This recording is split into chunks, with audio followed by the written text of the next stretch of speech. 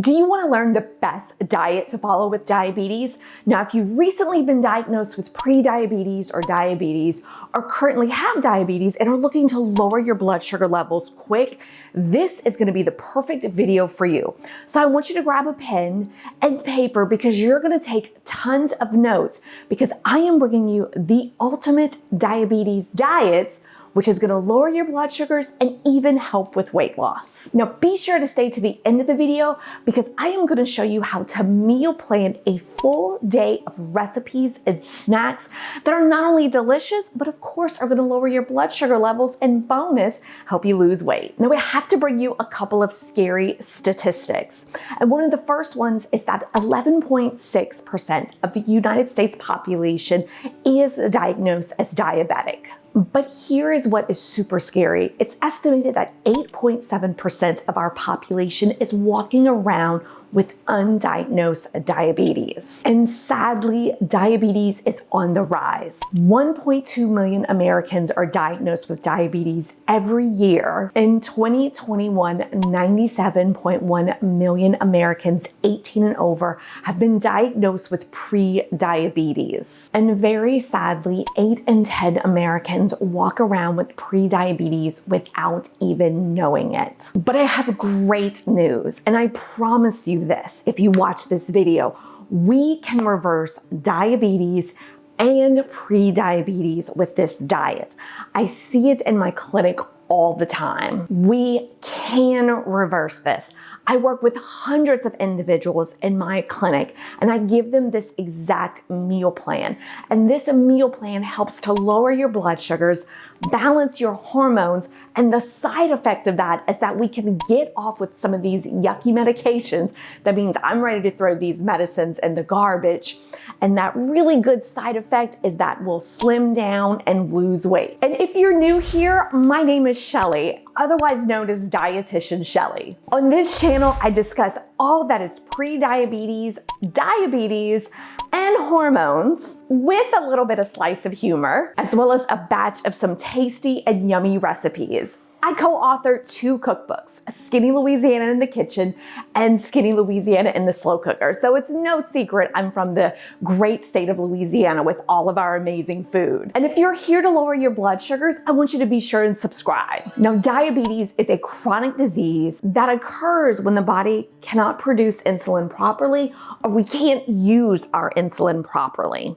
Sounds confusing, but pretty much think about it like this. Our body produces insulin to help lower our blood sugars, and for some reason, we just can't do that. The insulin's not working right because we don't have enough, or the insulin we have is just kind of taking a nap. Now with pre-diabetes, our blood sugars are creeping up, but they're not at that high level to be diagnosed as diabetic. Now the sad dangers of not following a diabetes diet are pretty severe. Over time, high blood sugars or high blood glucose levels can cause some bad damage to our organs. Possible long-term effects can affect the blood vessels of our heart, which can lead, unfortunately, to heart attack, to problems with our kidneys, to problems with our eyes and eyesight, stroke, and problems with our feet. So are you ready to learn this easy diet? Let's go.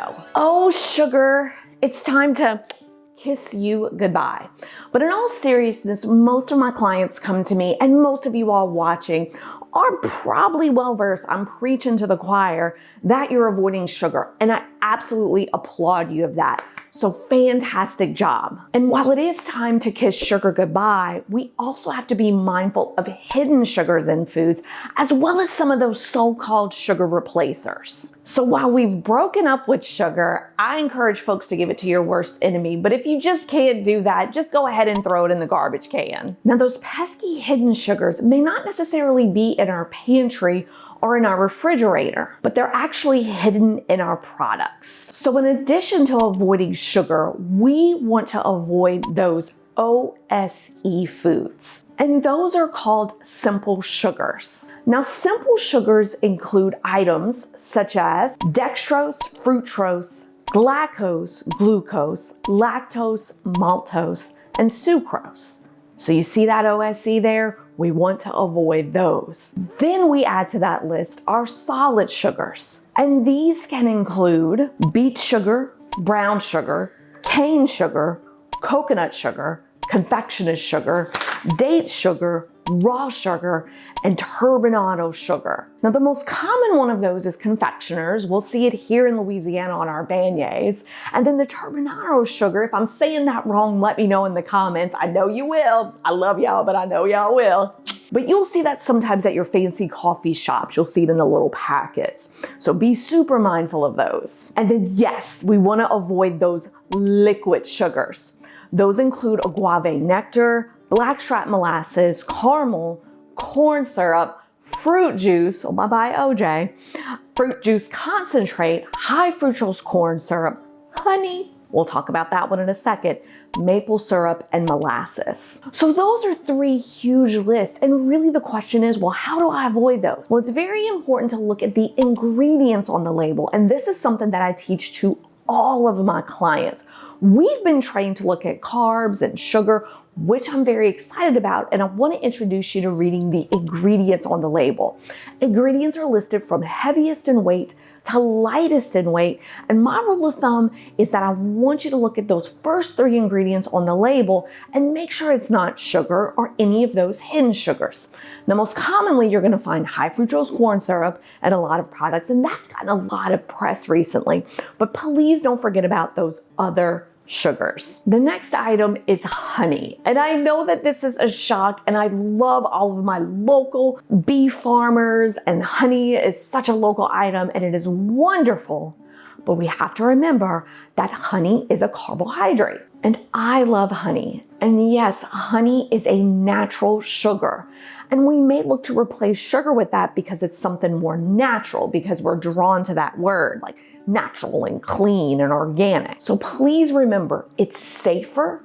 And yes, some of them may have some antibiotic properties, but it should not be eating frequently. I know I'm gonna get items thrown at me, so please be careful with honey. Okay, watch out for sugar replacers.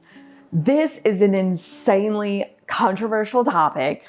A lot of people are gonna say one's better than the other, so let's kind of look at it. But one of my most important things I talk about in my clinic is taste.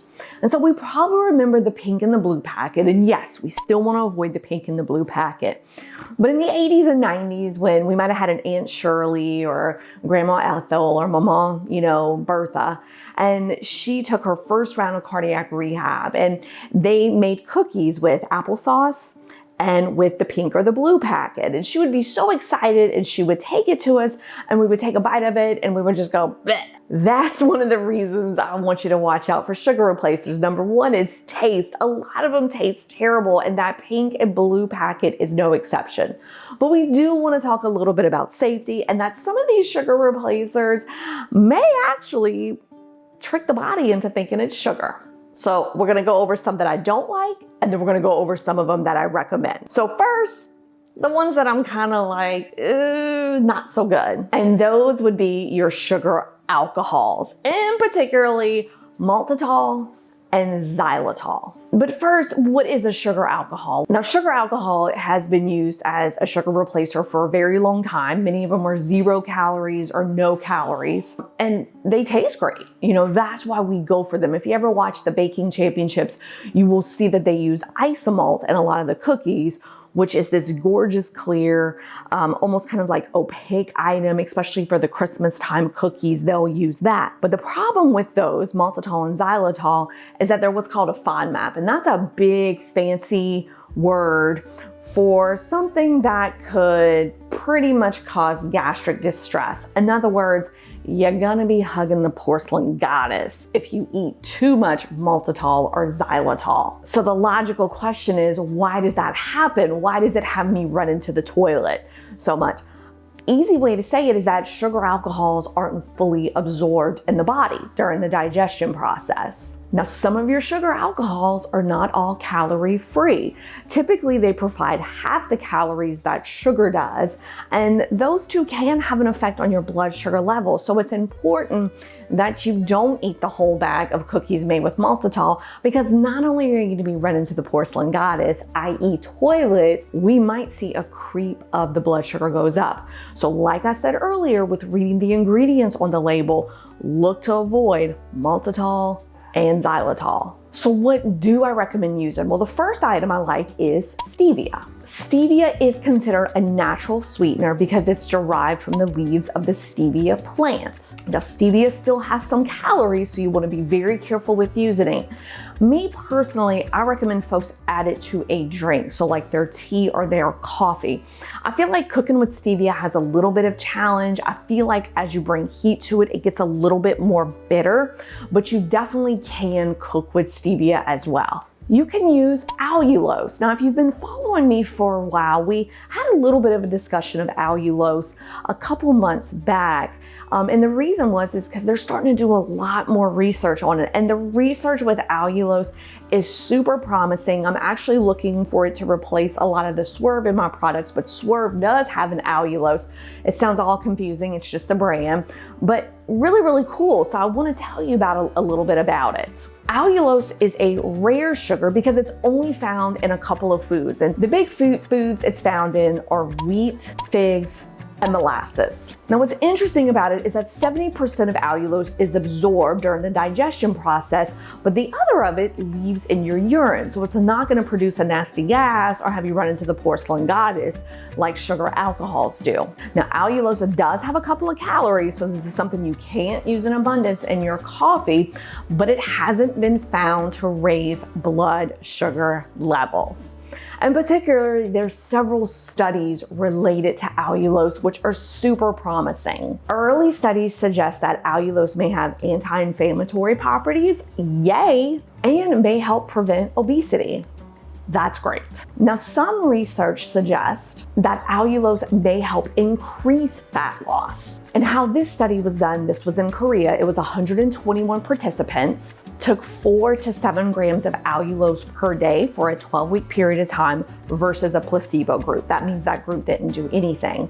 At the end of the 12 weeks, they found that the group that took the allulose had more of a fat loss. That's huge. So I'm very excited to see where allulose is. Now, I've seen it at Walmart. I've seen it at our Kroger. The Wholesome brand has it. Like I said, Swerve has an allulose blend. I think we'll see more of this product coming out, and I think we'll see a lot more research on it. So I'm super jazzed about that. Next, we can use monk fruit. Now, monk fruit, I felt like didn't get the popularity that it deserved. It kind of was pushed aside a little bit, but monk fruit does come from a fruit. It's been found that it doesn't affect blood sugar levels. And here's what's really cool about monk fruit.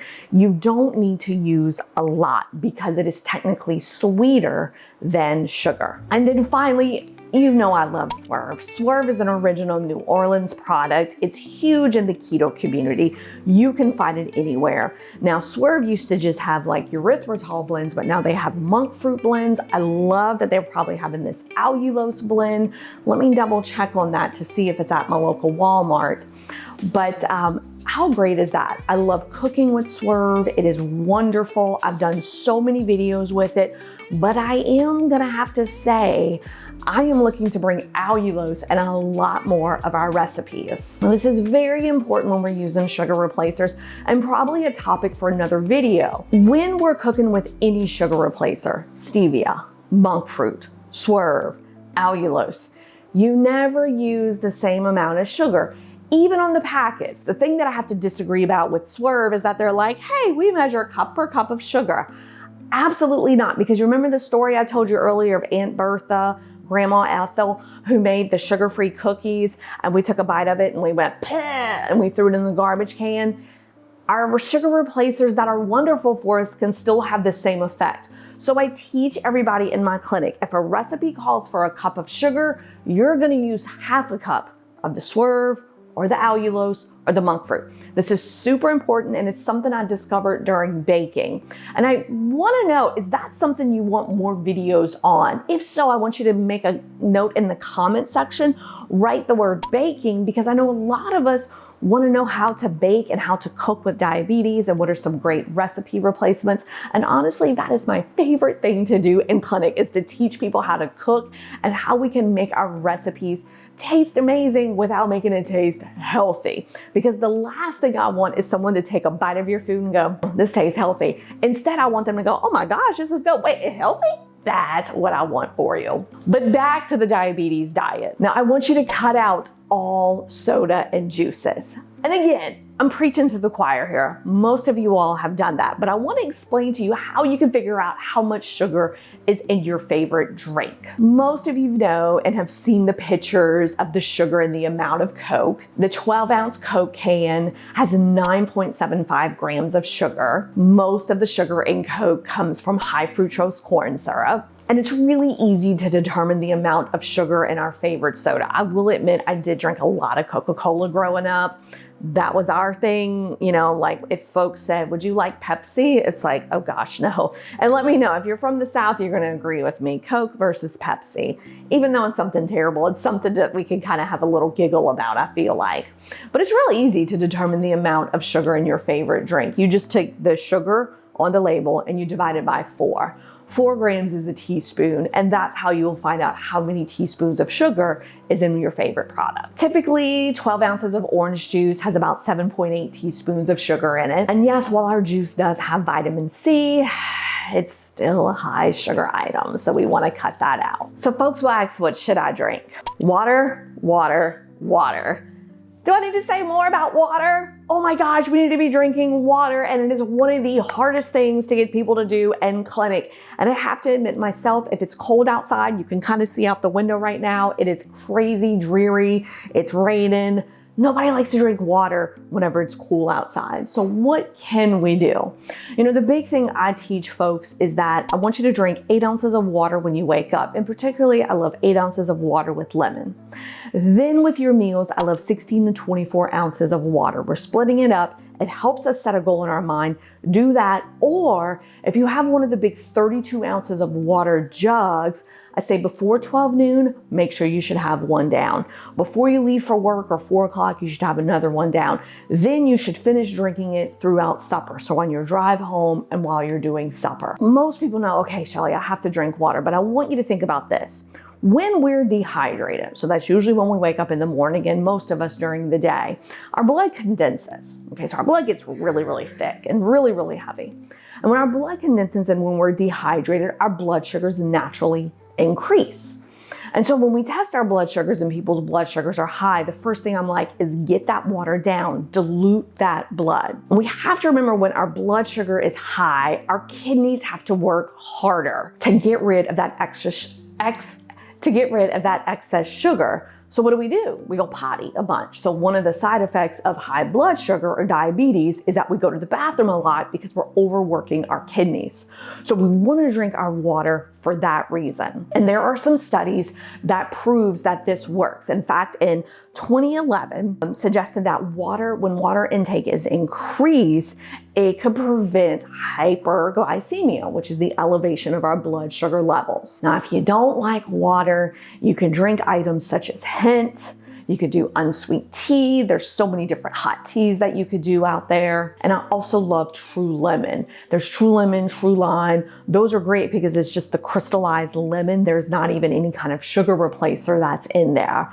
But get your water in. And bonus for weight loss, when we drink water with our meals, the exception is the bariatric community. We don't want to do that. Is that the food expands and it keeps you fuller longer. Next is the actual carbs. I am going to break hearts because we're telling those white carbs goodbye. So the white rice, the white pasta, the white potatoes, and we're even going to tell some of our wheat carbs goodbye. So let me explain. Again, most of y'all are like, duh, Shelly, I know I need to get rid of those white carbs. Duh, what are you teaching me that's new? Let me explain this. A lot of folks switched over to wheat back in the 90s. We were taught whole wheat. Whole wheat is where it's at. Let me get the whole wheat bread. And we really weren't happy about it because it tasted like terrible. And so what we did was we switched to cornflakes for breakfast and we did a turkey sandwich at lunchtime, which I don't have any problem with folks doing cereal and a turkey sandwich. The problem is that because those wheat products were more of that simple carb, it was broken down super fast. And guess what? We were hungry in 3.2 seconds after eating that. We were never satisfied. So we have to make sure we reach for wheat products with fiber. And this has us diving into the glycemic index. So we are gonna say goodbye to our white carbs And yes, some of those whole wheat items. And I know what you're thinking. I know this. I know I need to stay away from the white rice, the white pasta, the white potatoes, the corn. Well, what am I going to eat? Because I eat, turkey sandwich on wheat. Let me explain. We have to dive into the glycemic index and reach for foods that are higher in fiber. My dishwasher's being crazy back there. When we look at the 90s and when we were taught back in cardiac rehab and all those wonderful programs that maybe weren't the most exciting and kind of taught us some old-fashioned stuff, they said, hey, let me eat a bowl of cornflakes and let me eat a turkey sandwich on wheat bread. Well, the problem is that they were simple carbs. We were hungry. We were rambunctiously starving in 3.2 seconds. It didn't satisfy us. So let me dive into the glycemic index with you. Those cornflakes and that basic whole wheat bread from the 90s was high on the glycemic index scale. The higher the number on the glycemic index scale, the more that food causes your blood sugar levels to spike. Little scary. So in other words, foods that are processed a lot. So those cornflakes, they took the bran out. That whole wheat bread, they kind of bleached it and enriched it and did all kind of stuff to it. Actually caused your blood sugars to increase, so they weren't really the best for your diabetes. And we find that while, sugar's on the top of that scale, some of your moderately glycemic index foods, including our potatoes, some things that we were taught were okay, actually were causing a little bit of a spike. But I want to keep this simple. The higher the fiber food, the lower it is on the glycemic scale. So you're going to look for foods insanely high in fiber. Fiber is our friend. Fiber is our BFF. We need to hug fiber. Fiber actually helps slow down sugar absorption. Fiber has so many benefits that are out there, and everybody knows when they leave my clinic, the first thing we focus on is 35 grams of fiber or higher a day. Really, the biggest reason I love fiber so much is because it does help control your blood sugar. Our body doesn't absorb or break down fiber like other carbs, so what it does is it keeps our blood sugar stable. Many of us know fiber can protect our heart. So many of our old little relatives encourage us to have a bowl of oatmeal because it's so high in fiber, which can lower our cholesterol levels. Well, yeah, fiber does help protect our heart. Fiber also helps maintain our digestive tract. It keeps our tummy healthy. And what I love for weight loss is that fiber helps keep us full. And there's some great studies on fiber and diabetes. Research has shown eating more fiber for type 2 diabetics can help improve blood glucose control. My goal is for you to look at the label and choose items that are 5 grams of fiber or higher. I'm gonna go over with you some of my favorites. For breakfast, I often ask my clients if they're hot or cold. Hot means if you're a bacon and egg person, and cold means if you're a cereal and milk person. If you're a cereal and milk person, my favorite fibers are Fiber One cereal, all brand. If you're more of a clean person or a clean eater, there's a great product called Julian's Bakery cereal, which is big in the keto community, and it is very clean and it is very delicious. If you're more of that bacon and egg person, I'm like, well, can you add an avocado? That's 9 grams of fiber. I also love adding in the Sola bread or the carbonate bread, which is a gluten-free selection, and those are between 7 and 8 grams of fiber. Are you a bagel person? One of my favorites is the Sola bagels. They have 24 grams of fiber, and I absolutely love the carbonate brand for my gluten-free folks. I love, love, love this bagel. It is delicious, and it is in that 14 range. What a great source of fiber for you. Now, lunchtime, I ask folks, are you a sandwich? Are you a salad person? Or are you a soup person? If you're a sandwich person, our big item is the Mission Carb Balance Wraps. Those have 17 grams of fiber, but we can always look at the Sola bread, we can look at the carbonate bread, we can look at the Nature's Own keto bread. If you're a salad person, can you add avocado to it? That's 9 grams of fiber. Are you a soup person? There's a cracker called Flackers that I love. That's about 7 grams of fiber per serving. Which brings me to my next topic, unlimited vegetables. You need to add vegetables to each meal. Now, I know breakfast is hard. It usually works more with bacon and eggs, and you maybe throw some spinach in there. But the general rule of thumb is that I encourage you to add 2 cups to your lunch and supper meal. And typically the darker the vegetable, the higher the amount of fiber in there. So a cup of broccoli, green beans, and Brussels is about 4 grams of fiber. Collard greens, Swiss chard, another group that has about 4 grams of fiber. A cup of raw spinach, 2 grams of fiber. And one of my favorites is artichoke. Now, I did a recipe on this channel a long time ago, not too long ago, where I roasted artichoke. A medium artichoke comes in at 10 grams of fiber. Remember, we want 2 cups at each meal. So to that Mission Carb wrap, add 2 huge handfuls of your spinach. For your salads, you could do the Paul Newman oil and vinegar. Remember your portion control though. This is not the keto world. About a tablespoon of it on there and kind of add a little bit of extra vinegar. And if you do 2 cups of vegetables at your lunch and supper, we could be close to the 8 to 12 grams of fiber. That's huge. 1 fruit a day. Now this is a change from the past. We used to say unlimited fruits, but we know that fruits have natural sugar in there, so we have to be careful. And I am incredibly specific about the 1 fruit that I like a day. Apples, berries, and strawberries have about 3 to 4 grams of fiber, but my favorite fruit is the raspberry. A cup of raspberries contains 8 grams of fiber. And I did another video way back on this channel how we talked about how raspberries actually could have some properties that can help to lower our blood sugar levels. And so I made a great raspberry sorbet ice cream that you could have after supper that is absolutely fantastic. Eat lean sources of protein.